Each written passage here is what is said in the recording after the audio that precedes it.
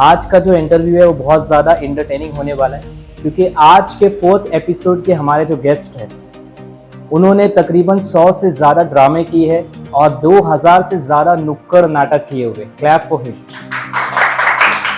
इन्हें 25 बार best drama, 13 बार बेस्ट एक्टर और 20 बार बेस्ट राइटर के अवार्ड से नवाजा जा चुका है। So without any delay I would like to call on this stage one and only Niyaz Khan sir. Clap for him. सबसे पहले हम ये जानना चाहते हैं आपसे कि किस तरह से आपने इस करियर की स्टार्ट की, किस तरह से आपने ड्रामे की स्टार्ट किया? ड्रामे का शौक सर मुझे ना उमर शरीफ के ड्रामे देखकर ही हुआ। अच्छा। ये शादियों में, अभी तो बच्चों को पता नहीं होगा, पहले वीसीआर लगते थे रिश्तेदारों की शादियों में, तो उमर शरीफ के ड्रामे आते थे ज़्यादातर मेरे नानी के तरफ तीन बत्ती पर। तो वो ड्रामे देख के उमर शरीफ की जैसे एंट्री होती थी तो मुझे लगता था अरे यार उमर शरीफ एंट्री लेता, ऑडियंस खड़े रह के क्लैप कर दी, मुझे भी ऐसा ही कुछ करना है। ये सोचा मैंने ड्रामों का। फिर भिवंडी में मैंने सोचा कि कहाँ ड्रामा होता है। मैंने 10वीं का रिज़ल्ट नहीं आया था, 10वीं का एग्ज़ाम दिया हुआ था, तो मुझे पता चला कि कैसे ऐसे हमारे इरफान बर्डी सर का ग्रुप है यहाँ पर, वही एक था भिवंडी में पहले, तो मुझे पता चला और मैंने वहाँ पर जाकर एंट्री ली और वहीं से ड्रामों का सिलसिला शुरू हुआ है। सन 98 या 99 की बात है। जैसे आप बहुत सारे ड्रामे ऑलरेडी कर चुके हैं, तो एक अच्छा ड्रामा किसे कहते हैं? एक अच्छे ड्रामे में क्या चीज़ें होना चाहिए? एक अच्छे ड्रामे के लिए सबसे पहले होता है हमें टॉपिक उठाना हालत हाजिरा पे। आज का करंट टॉपिक क्या है? और आज सर ऐसा हो गया है ना कि वो दौर गया कि पहले ड्रामे होते थे हिंदुस्तान, हिंदू मुस्लिम, हम देश को बचा लेंगे, तालीम की अहमियत। अगर तालीम की अहमियत को भी ड्रामा करना है तो उसको अलग अंदाज से कहानी स्टोरी टाइप ही लेते, वरना हम यही बताते हैं बच्ची नहीं पढ़ रही है, उसके माँ बाप उसको नहीं पढ़ा रहे, लड़के को पढ़ा रहे, अक्सर यही ड्रामे देखने मिले। मगर सब ट्रेंड चेंज हुआ है सर। तो एक ड्रामे के लिए अच्छा जो होता है डायरेक्शन बहुत ज़रूरी है। अल्हम्दुलिल्लाह मैंने मतलब अच्छे खासा डायरेक्शन अवार्ड लिया है, फर्स्ट प्राइज़। तो डायरेक्शन का भी कमाल होता है सर। अगर राइटर लिख देता है कि एक सास बहू बैठ के घर में बात कर रहे हैं, तो डायरेक्टर पे डिपेंड है, वो स्क्रिप्ट ले, उसमें लिखा है कि राइटर सास बहू बैठ के बात कर रहे, कर्टन खोला, सास बहू बैठ के बात कर रहे। लेकिन अच्छा डायरेक्टर उसको किसी और तरह से पेश करेगा। कर्टन भी खोलना एक बड़ी बात होती है ड्रामों में।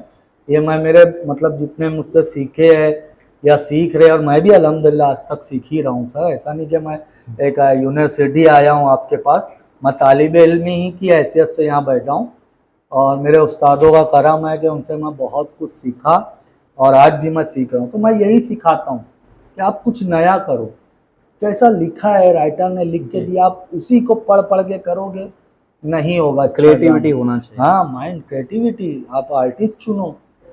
आपने बहुत सारे एक्टर्स की आपने मिमिक्री की है जी, तो ऐसा कौन सा एक्टर है जिसकी मिमिक्री आप नॉर्मली करते हैं और मज़ा आता है आपको मिमिक्री करने में? ऐसा तो सर अक्सर मैं अमिताभ बच्चन ही करते रहता हूँ, घर पर भी बच्चों के साथ। अच्छा। मैं अमिताभ बच्चन को तो आज बहुत कुछ हो जाए अमिताभ बच्चन के साथ। एक्टर होते हैं सर, ये भी सब्जी लाने जाते हैं, ये भी सब्जी लाने जाते हैं कभी कभार। और अमिताभ बच्चन भी सब्जी लाने गए और नींबू लाना भूल गए।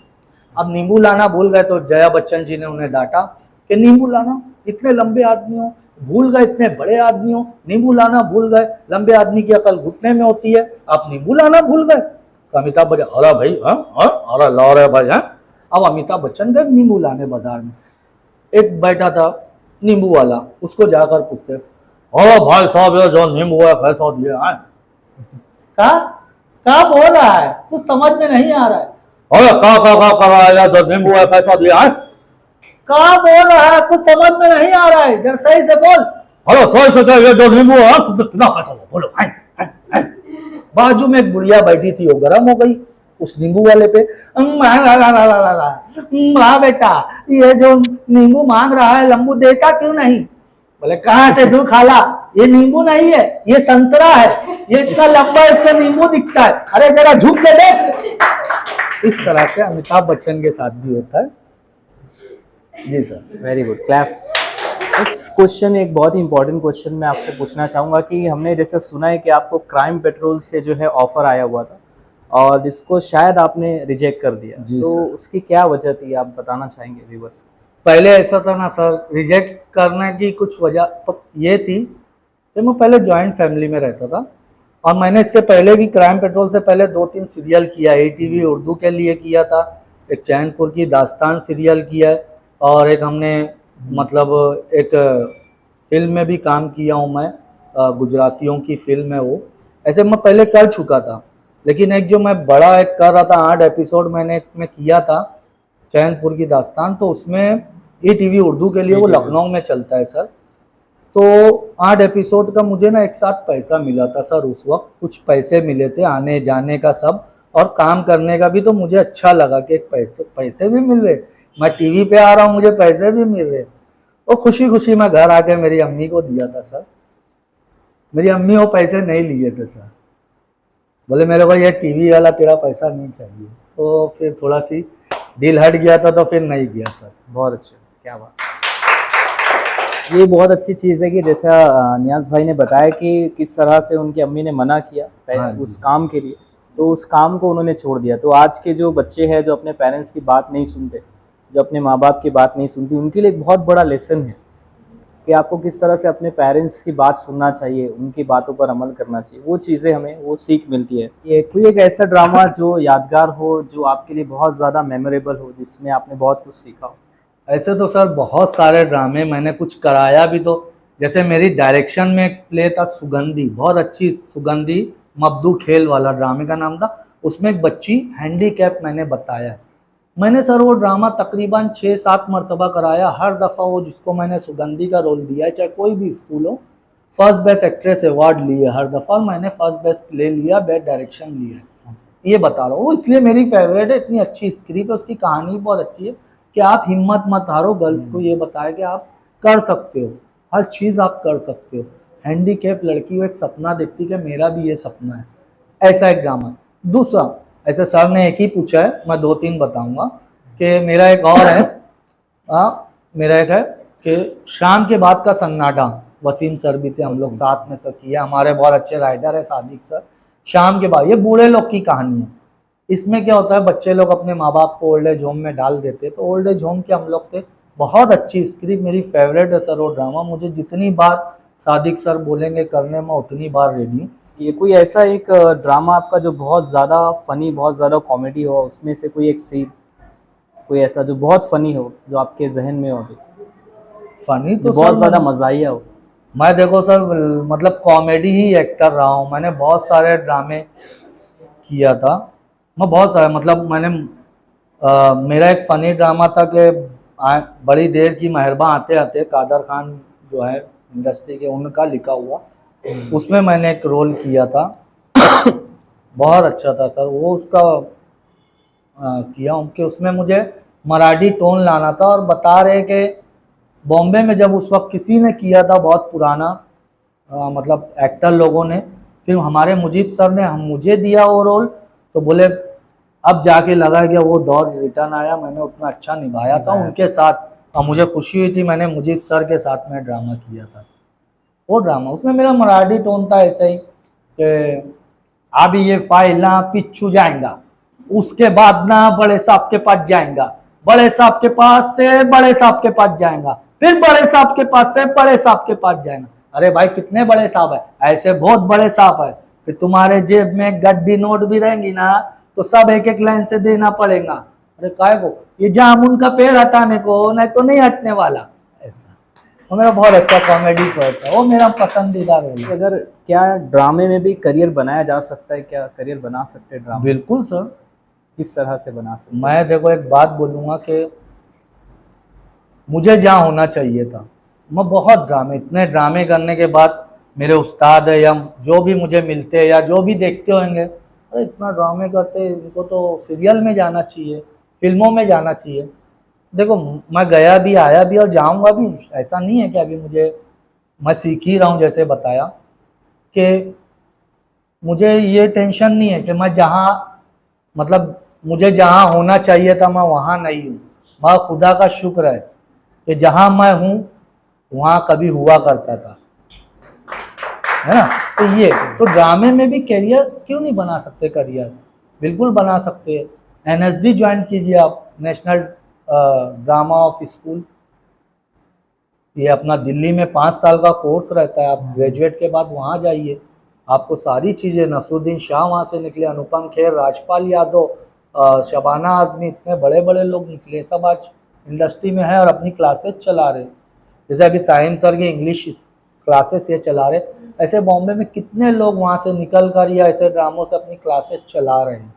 ड्रामों की बना सकते, अरे ऐसा नहीं कि आप ड्रामों से ही बनाओ। NSD में आप जाओगे तो आपको फैशन डिज़ाइनिंग, जो फिल्मों के कॉस्ट्यूम होते हैं, मेकअप होते हैं, हेयर स्टाइल होता है, आपको पूरा सिखाते हैं। बंदूक चलाना, घोड़सवार, तैरना, फाइट्स, ब्लैक बेल्ट होके आप निकलोगे वहाँ से, स्केटिंग, सारी चीज़ें, कार, और नहीं तो कुछ ना कुछ ट्रक ड्राइवर बन के आ जाओगे। इतनी चीज़ें वहाँ पे सिखाई जाती है। आप कोशिश तो करो, एक बहुत अच्छा डिप्लोमा होता है। अब वहाँ पे नंबर लगते सर, अगर एडमिशन हो जाए तो बहुत बड़ी बात होती है। वहाँ से निकलने के बाद आप ग्राफिक्स के कोर्स करो ना, जितने भी आज ये बिल्डिंगें बम ब्लास्ट होती है, इसमें फिल्मों में, सीरियलों में एक हीरोइन अचानक से नागिन बन जाती है जबरदस्ती की, वो सब भी आप सीख सकते हो। सब ग्राफिक्स से होता है, कंप्यूटर है ना सर। आप वो भी आप कर सकते हैं। मेकअप करिए, आप मेकअप सीखिए। मेकअप जो सीखते हैं तो हमारी सोच कहाँ तक रहती है सर मालूम है? मैं ब्यूटिशियन कोर्स करूंगी, ब्यूटी पार्लर का कोर्स सिखाऊंगी, या फिर एक दुल्हन को मेकअप करूंगी। लेकिन अगर आप उससे ऊपर सोच सकते हो ना कि आप इंडस्ट्री में जाइए, आप वहाँ जाइए, आप कोशिश करिए। सीरियलों में मेकअप वालों की ज़रूरत है कितने, आप हेयर डिज़ाइनर बन सकते हो। हेयर डिज़ाइनर अलग होते हैं, एक भी अगर आपको असिस्टेंट कोई रख लिया, लाइफ निकल जाएगी।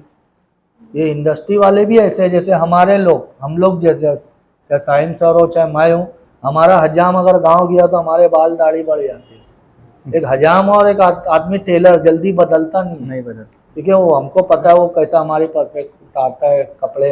हजाम हमारे, हम सो जाओ बाल काट देगा नए वालों को। तो ऐसे ही हर एक को ज़रूरत है। अगर आपको मिल गया ना कोई, तो आपकी निकल जाएगी। और ड्रामों में बहुत सारी, आप अगर इंग्लिश पढ़ा रहे हो, उर्दू पढ़ा रहे हो, तो इसके ट्यूशन क्लासेस हीरो हीरोइन लेते हैं। जितने हीरो हीरोइन है उर्दू के ट्यूशन ले रहे हैं। इतने स्कोप है मेकअप का, ये सब लाइट आप सीख लो, लाइट का स्कोप है इंडस्ट्री में, के सब कर सकते हो। ड्रामों से, अगर आप ड्रामे कर रहे हो, ड्रामे आप भी अपना इंस्टीट्यूट खोल सकते हो, करो। NSD से सीख के आपको कौन नहीं लेगा फिल्मों में। वो ऐसा लाइसेंस है ना, ऐसा सर्टिफिकेट है, कौन नहीं लेगा आपको, वो खाली वो ही काफ़ी है। डिग्री, हमारे पास तजुर्बा है मगर डिग्री नहीं है, तो हम लोग थोड़ा सी कहीं कहीं रुक जाते हैं। जैसा नियाज भाई ने कहा कि ड्रामे के थ्रू हम लोग बहुत अच्छा मैसेज सोसाइटी में, समाज में दे सकते हैं। आपको अगर याद होगा, अगर आप तारक मेहता का उल्टा चश्मा देखते हो, तो उसमें एक एपिसोड था जहाँ पर वो अंधे लोगों के लिए ना पैसा जमा करते हैं, टप्पू सेना। हाँ, तो बहुत सारे घर में जाते हैं, लेकिन पैसा कोई देता नहीं, कुछ कोई 500 दे दिया, कोई 100 दे दिया, कोई 200 दे दिया। तो मुश्किल से उनके पास 1000-2000 रुपये जमा होते हैं। रोशनी प्रोजेक्ट के लिए वो लोग पैसे जमा करते हैं। उसके बाद वो लोग इसी चीज़ को ड्रामे के फॉर्म में करते हैं और बहुत हार्ट टचिंग ड्रामा करते हैं, स्टेज परफॉर्मेंस करते हैं, और वो ड्रामे के बाद उनके पास 25,000 का कलेक्शन आता है रोशनी प्रोजेक्ट के। क्या बात। तो थैंक यू सो मच नियाज भाई फॉर गिविंग योर टाइम।